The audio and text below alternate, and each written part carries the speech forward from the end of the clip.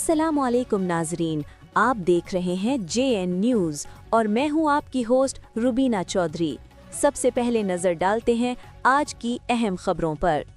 खबर शामिल करते हैं शहदादपुर से सैयद उस्मान अली की रिपोर्ट के मुताबिक मिनहाजुल कुरान वुमेन विंग नवाब शाह की जिला सदर डॉक्टर निगहत हसन की जानिब से सीनियर सहाफ़ी और प्रेस क्लब शहदादपुर के deputy general secretary Mirza Mansoor Baig की तजवीज़ पर शहदादपुर में साफ पानी की फराहमी के लिए पानी के नल के अता किए गए।